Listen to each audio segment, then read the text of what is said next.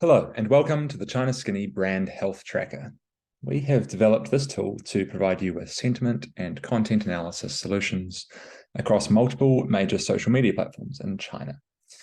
Today's video will provide a brief walkthrough to help you understand how our tool can be used and what it contains. So let's get into it. So for this demo, we've used a capture of the keyword Australia, Audalia. And this page here provides the highlights of all the information that will be coming throughout the tracker.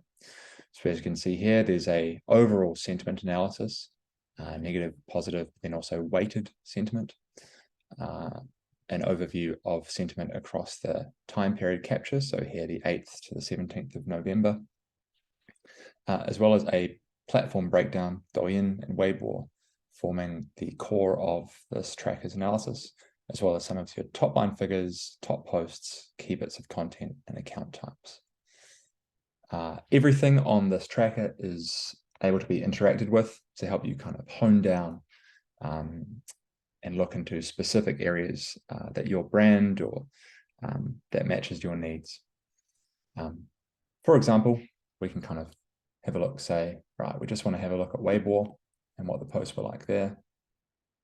Right, there seems to be a big pickup on Weibo on the 14th of November, so we can click Command or Control, click onto the 14th, and see that clearly Badminton, the posts about Badminton were very highly engaged with.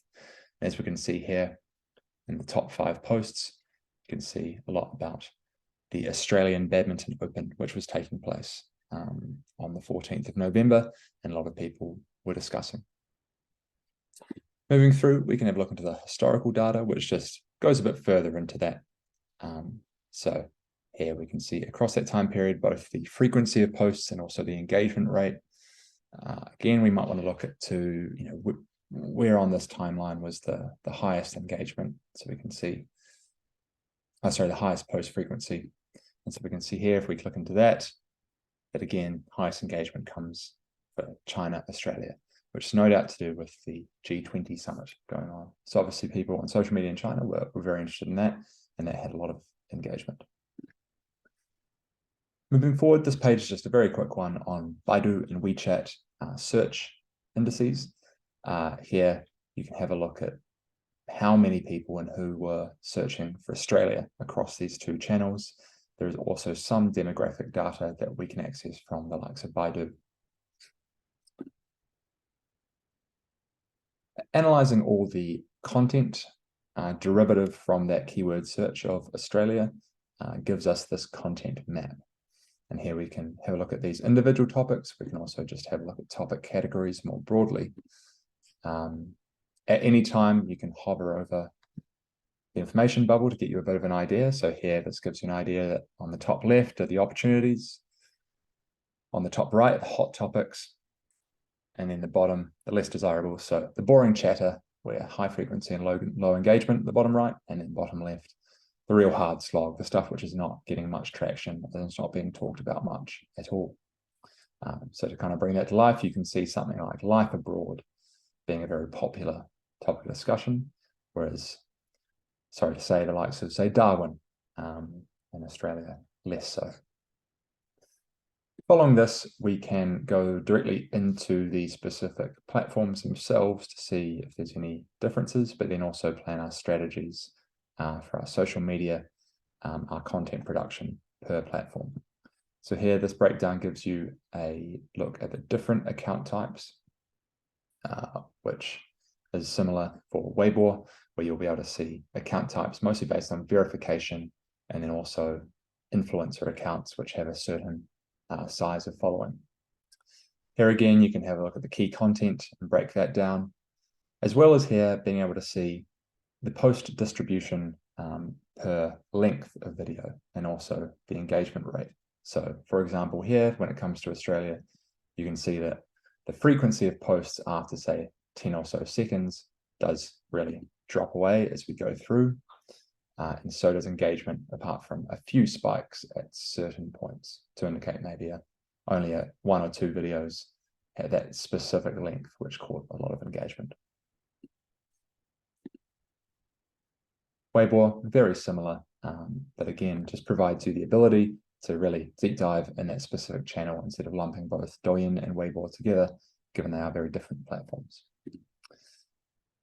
On both of these platforms, users are required to have their IP address publicly available when they post. So we've captured that information as well. So this geographic distribution is of those posting about this keyword, Australia. Now, it's good to keep in mind here that, say for things like life abroad, a lot of those posts are actually coming from Australia or from outside of China. And so you won't actually see that much distribution within China compared to outside. Whereas, if we're going to go back to our key topic of badminton, for example, we can see that a lot of that is actually happening in China. Very little was posted about outside of China. So this is, say, a good realization for Australian brands, for example, that they might see, oh, this was a heavily engaged and very positive topic, and we didn't actually post about it from our brand accounts back in Australia, or using our influencers who might be based in Australia to talk about, say, the Australian Open, which was a really heavily engaged with topic in China. So that might be something to realize for Australian brands planning their content. And then lastly, we have top posts.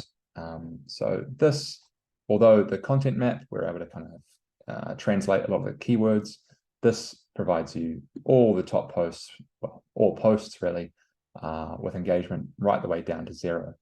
And as you can see, a lot of the top engaged posts with are definitely on Douyin as opposed to Weibo.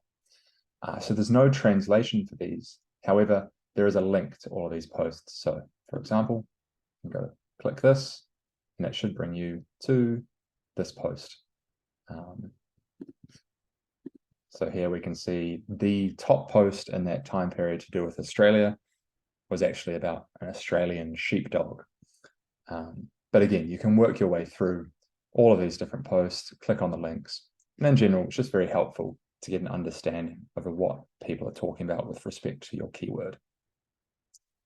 Okay, so that finishes the walkthrough of the brand health tracker. Please do get in touch with us if you've got any questions or would like to understand a bit more about how we can help you understand your brand's performance, your competitors' performance, or the keywords or categories you're most interested in.